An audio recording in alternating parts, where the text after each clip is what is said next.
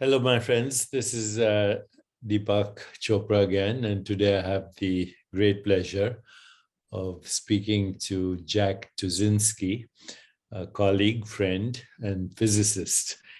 First of all, welcome, Jack, to this conversation. It's a great pleasure to be with you. Thank you very much for the invitation. Thank you. We reach a lot of people, and a lot of people would love to know a little bit about your personal history. So before we get into our main topic, quantum biology and aging, I'd love to have you share with our audience a little bit about your life, where you grew up, your education, how you happen to be doing what you're doing. Yes, it's a long story, but I'll try to describe it in a few minutes. So I was born and raised in Poland and trained as a physicist. I left Poland when I was a young man and went to Canada to pursue my goals of becoming a professional physicist. I did my Ph.D. at the University of Calgary in Alberta, and then I studied and. So you actually became a physicist while in Poland, right? Yes, I got my first degree in Poland. I see. How old were you when you went to Canada? I was 24. I see. Okay, go ahead. Yes, and that was a very turbulent time in European history, especially the history of my home country, Poland. So the time was right to leave, and I found a very welcoming environment here in North America and Canada, and pursued my PhD. And then after that, I trained as a postdoctoral fellow at the University of Calgary, and then got a faculty position at Memorial University of Newfoundland in St. John's, Newfoundland. And then I returned to Alberta to take up my current position at the University of Alberta in Edmonton. And then after some time, I got interested in biology, which was not really part of the composition of the Department of Physics at that time. Biology was very much a separate area of investigations. And I tried to reach out to my colleagues in biology, and eventually I was invited to move to the Department of Oncology at the Cross Cancer Institute as endowed chair, Allard Chair in Experimental Oncology. And I spent 15 years working on better drugs for treating cancer and other diseases. So developed computational methods for drug discovery. And actually, last year I moved back to physics. I thought my mission was accomplished because one of my discoveries reached the clinical stage. We have a new drug in the clinic right now in phase 1 clinical trials. And so I'm now on a new mission. So, this is fascinating to me because there are very few people that I know who are physicists, but also engaged in biology. And if anything, biophysics or quantum biology is still a nascent discipline. I remember medical school, when I went to medical school a long time ago in the 1960s, actually. We had a professor of biophysics, but we never understood what he said. And I still think the general public is very confused about quantum mechanics. We know it works. All our technology is based on quantum mechanics.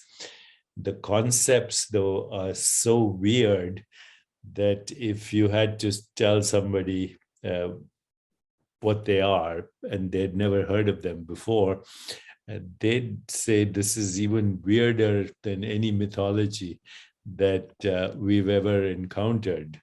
And yet it works. Our technologies are all based on the calculations, the recipes of quantum mechanics.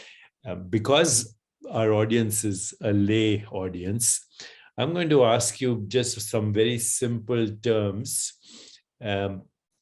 and if you can explain them, okay? So number one, what is quantum uncertainty? Right. Okay, so maybe I'll just start with a preamble that in quantum mechanics, as opposed to classical physics, which we all intuitively understand, I think, the objects that to us in the classical sense appear solid become like clouds. They don't have this quality of precise position and precise location and size. They become delocalized, and we call it the wave function. So they are like waves to some degree, and that's one of the principles of quantum mechanics, that physical objects are both particles and waves, depending on how you intervene with their state. Now, to answer your question with this preamble, the uncertainty principle was proposed by Werner Heisenberg decades ago, and that states that there are some properties of physical systems that cannot be determined precisely at the same time. So any microscopic particle cannot be localized in space at the same time as its velocity is measured. So you cannot know where it is and how fast it's moving at the same time, for example. And there are some other things like energy and time. So you cannot determine the energy of the particle and when it was that the energy the particle had was measured. That's basically the uncertainty. And that kind of translates to so-called complementary quantities. So these are complementary properties of particles at the microscopic scale. Now, the question, of course, emerges, is it relevant to the macroscopic scale? And that debate has been going on for a long time. We still don't have a very clear answer to it because we don't know precisely at what point quantum descriptions of reality end and classical begin. And that's the conundrum. And I think this boundary is moving closer and closer to the larger objects, the more we study physical properties of matter. So the first area that quantum physics kind of conquered, to use this metaphoric description, was chemistry. And in chemistry, we know now for a fact that chemical molecules are made by quantum bonds. Bonds between atoms make larger molecules, and these molecules have the properties which are precisely described by quantum mechanics: the strength of the bond, the distances between the atoms in this bond, and the sharing of electrons, which are these microscopic particles. So that was a long time ago, and quantum chemistry is a very mature field and describes more or less all the properties of chemical compounds. Now, the next on the list, of course, is biology. As you go up on the scale of matter, and quantum biology sort of erupted on the scene about a decade ago, maybe 12 years ago or so, when measurements were made of molecules that are created by nature to harness light energy. So photosynthetic systems, leaves, plants, also some bacteria and some algae utilize directly the energy of sunlight to convert it into the making of useful molecules. So how does this happen? And this was very carefully measured by various people, some of whom I collaborate with, but the gist of it is that that this process, which by the way is at the very bottom of all life on the planet, right? Because the food chain starts with plants, and that the most fundamental process is created by Mother Nature, or harnessed or utilized with the principle of quantum mechanics very strongly involved in it. Its efficiency, the ability to capture individual quanta of light, photons. So light seems to be ubiquitous to us. It's everywhere around us, but it is actually a bunch of quantum particles, electromagnetic waves, which are quantized. And I guess that goes back historically to to the one of the greatest physicists of all time, Isaac Newton, who actually, 300 years before quantum mechanics, he believed that light was actually in the form of particles. He didn't know the word quantum, but now we know that he was right. It is like he said it was. And so that's the first example of quantum mechanics at work for biology. It's probably let me interrupt you, because we could speak just about what you said for a year and still not get to the bottom of the mystery we're trying to address. Recently I've had the opportunity of speaking in this manner to some very interesting physicists, including astrophysicists, including Sean Carroll at Caltech, but also Wilczek, and I'll tell you a little bit about what they said. I am hopelessly confused about a few things. So let me first ask you about them. The first thing that you mentioned is life depends on quantum mechanics. That's beautiful, because life starts with plants, and ultimately plants derive their existence from the particle wave duality, whatever it is. So the other day I was trying to look up the definition of virtual particles, and this is what I read. I read many definitions, but this one struck me. Virtual particles are the appearance of impermanent energetic particles, as determined by the uncertainty principle.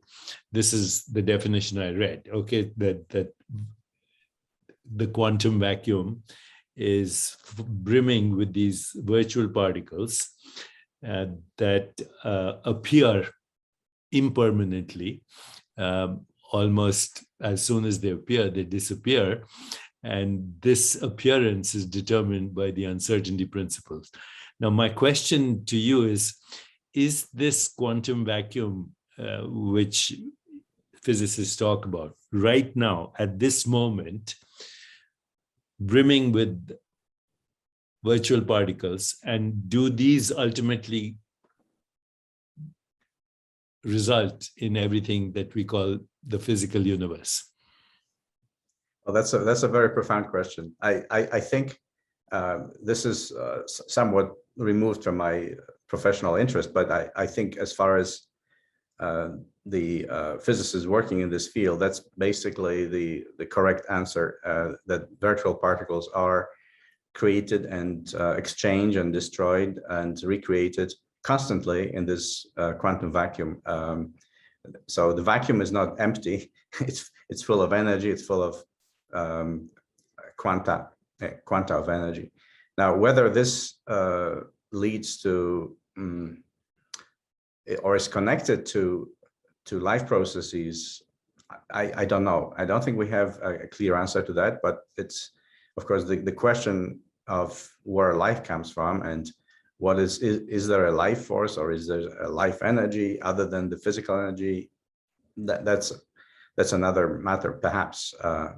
But it's, as you know, the life force, or élan vital, in 19th century concept has been discredited as such, right? Yeah, no, I'm not talking about that. I'm only asking, is the quantum vacuum responsible ultimately? Is it the ground state of what we call the physical universe? I'd say yes.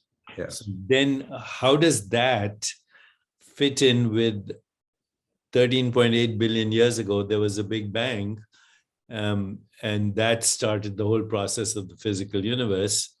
Is the physical universe being created right now, or was it created 13.8 billion years ago? I mean, there seems to be a contradiction.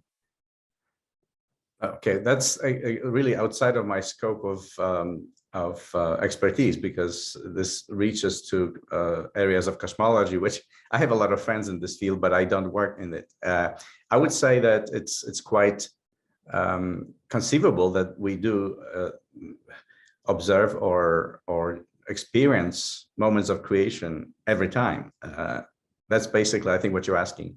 I don't think this is in contradiction with anything in physics. The Big Bang may have happened, probably did, 13.8 billion years ago, but there could be small bangs, mini bangs. Why not? That's quite conceivable. I think the universe is a very dynamic structure, humongous and inconceivable to us, but it is not a done deal, so to speak. And I don't know if you spoke with Sir Roger Penrose, Nobel Prize winner from last year.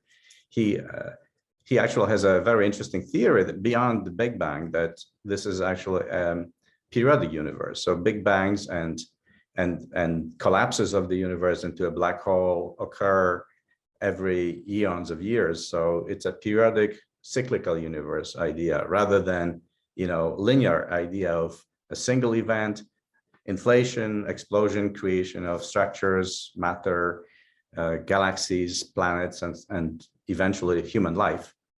I think his idea is actually that this is a cyclical process that folds and unfolds periodically every. So here's cosmology, in a way, suggesting the arrow of time from the Big Bang to now. But quantum mechanics right now, is the arrow of time necessary in quantum mechanics? I don't think so. And in fact, that seems to be a contradiction, right? In fact, there is no physical equations either in classical or quantum mechanics which have an arrow of time as such. They have a parameter of time. We don't even know how to define it properly, other than as a sort of sequence of events you order, first, second, third, fourth, and so on, and then you assign some measure between them.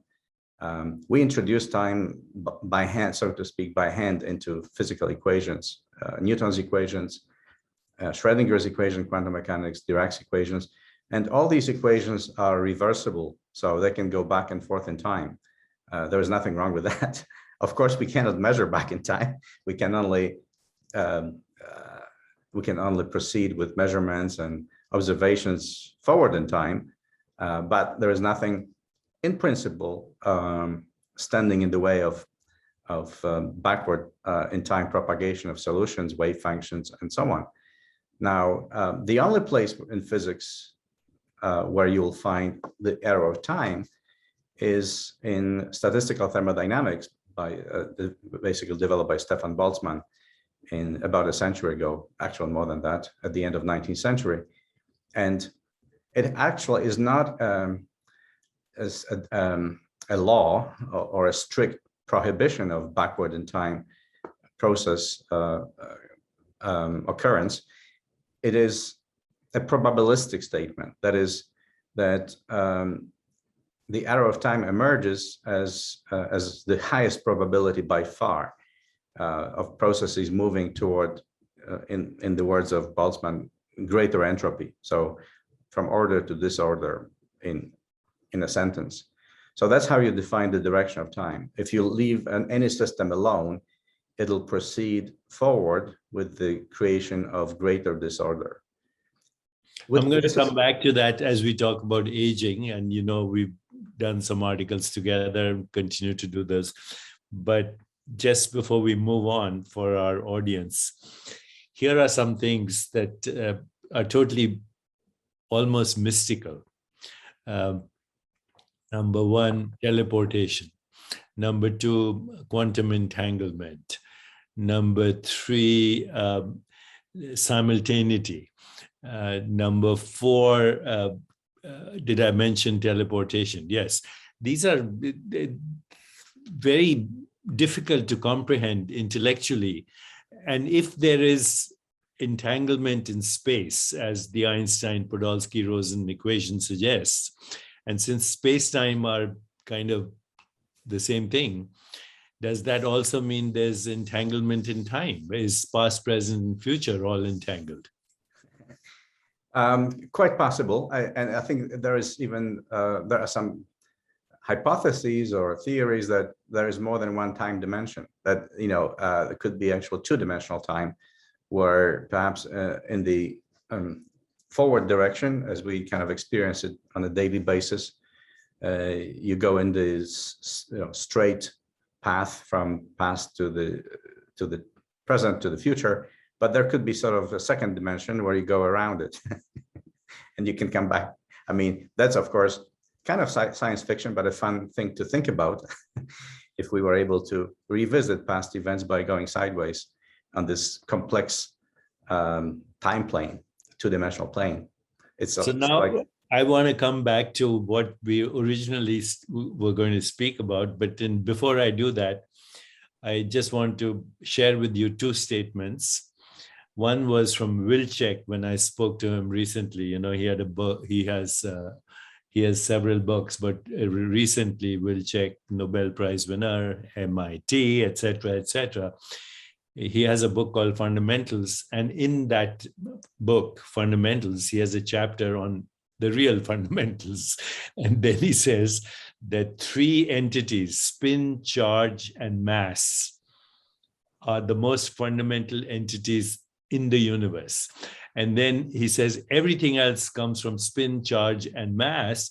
But then he goes on to say that spin, charge, and mass are dimensionless and structureless. That confused the heck out of me. Okay, I'm not going to argue with a Nobel Prize winner. I know Frank Wilczek. I met with him. He's a genius. Very great and very lovely person.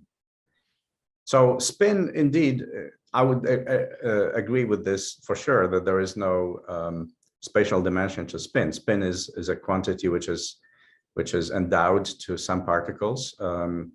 We don't know where it comes from. It just is there. It's like electrons and protons, and they have spin, and this spin determines their collective behavior as well, which is called the spin statistics theorem. That is, spin 1/2 particles are so-called fermions. They really cannot and do not want to share their states with other particles, solitary, 0 or 1. Electrons are such. And then you have bosons, which are the opposite. They really like to have collective entities around them, the same particles being in the same state. So that's why it's Bose condensation. So these are even spin particles. Now, charge, likewise, I think we cannot, some particles have charge, some don't.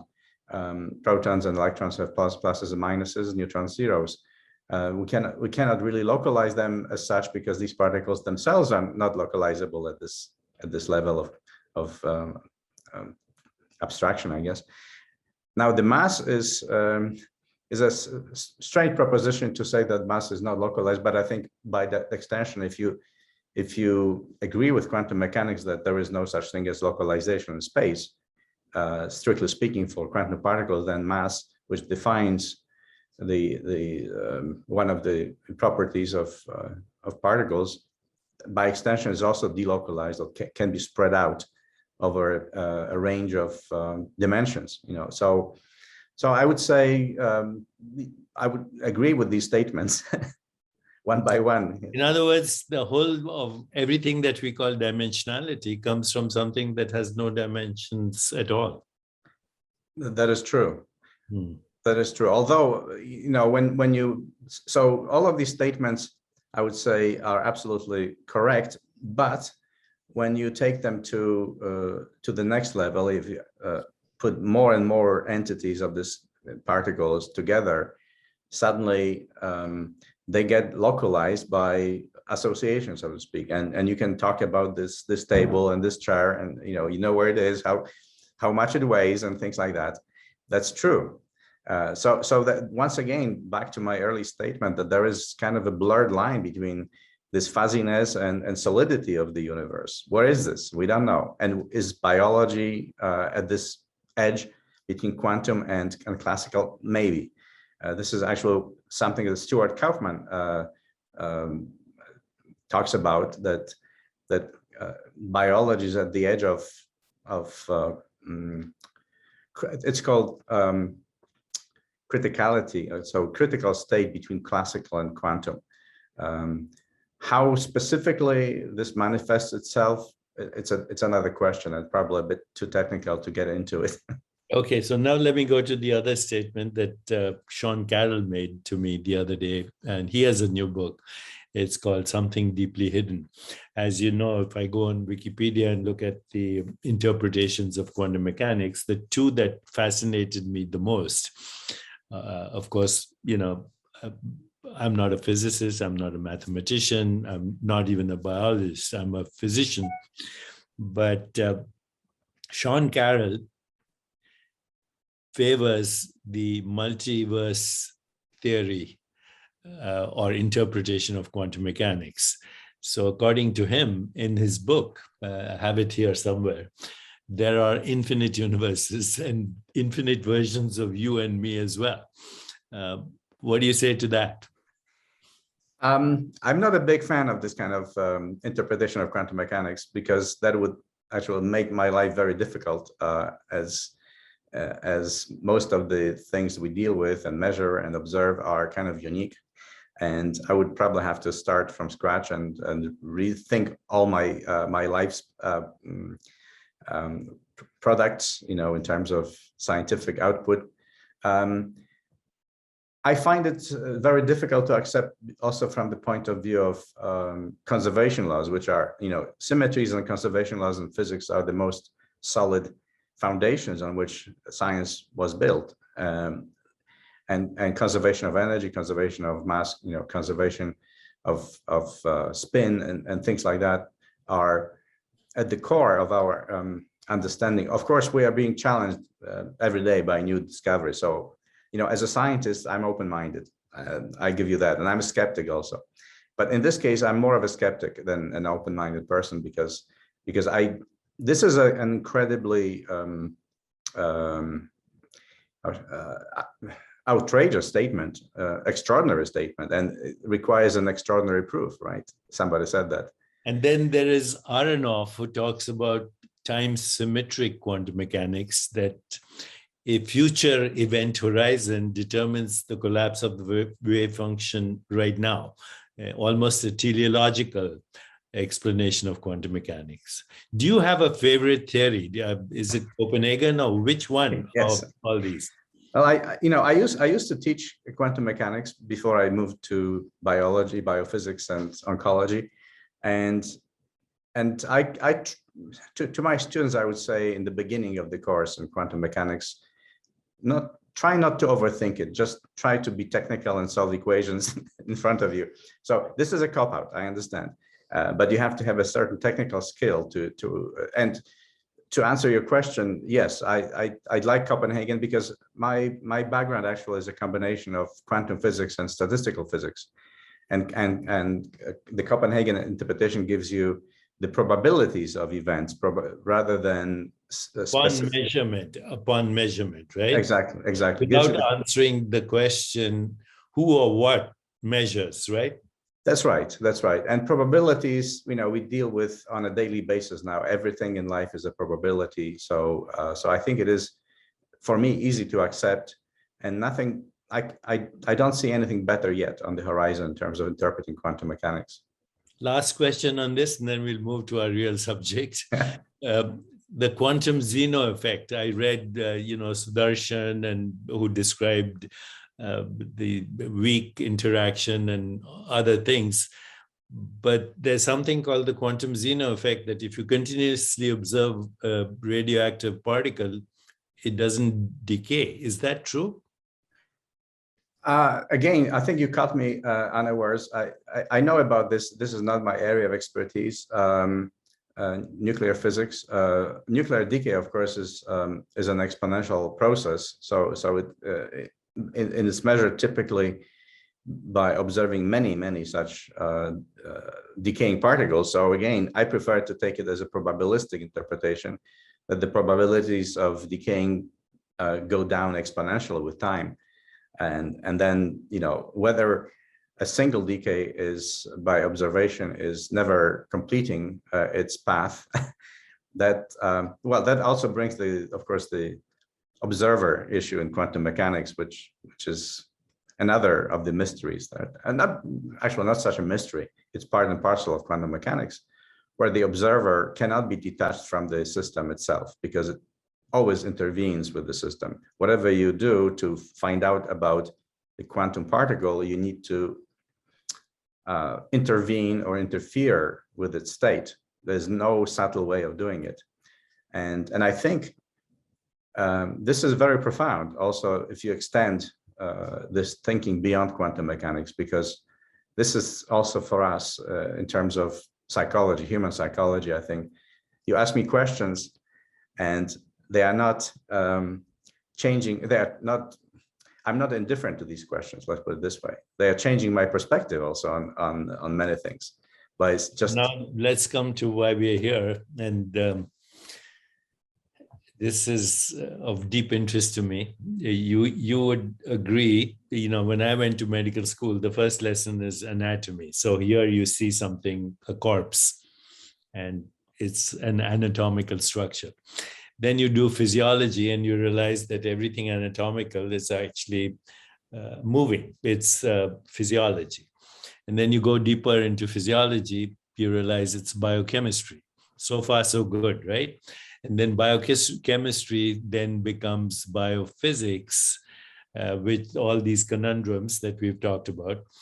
And ultimately, all of it ends up as mathematics and equations. So ultimately, everything hopefully can be mapped out mathematically, including our biology, right? So what is mathematics? Where does mathematics exist? Because everything we've talked about so far is derived from mathematics, including all of life. And why is it so, in the words of what's his name, so unreasonably effective? Who said that? The unreasonable effectiveness of mathematics. Einstein, I think. No, it was, yeah. I'll come to me. But anyway, what is mathematics? Where does it exist? Does it exist only in human consciousness? That's a good question. I would tend to believe that actually it is an independent entity. It exists. It's not subjective. It is objective. It exists whether we understand or know it or not. Mathematical principles are maybe the language of the universe, the language of nature. It's definitely the language of physics. So for me, unless I can describe something mathematically, I don't understand it. Maybe it's my fallacy, my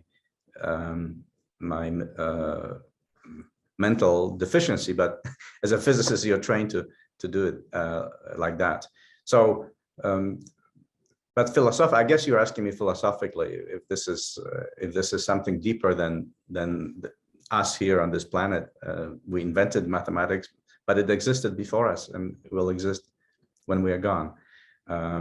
So that's my perspective on it. It's something definitely more profound than physics itself, because physics is a search, and other science is an incremental search for answers. It's quite concrete most of the time. Sometimes but mathematics is not like that. So Jack, my interest right now, current, has been for 30 years, is the whole area of human aging. We've now done a couple of articles on human aging. And I have an experiment right now that we are going to be announcing in January with the University of Central Florida, where you have colleagues as well. And the experiment is called the longevity experiment. And the reason we're doing this experiment is that over the last few decades, I've convinced myself that human aging is flexible.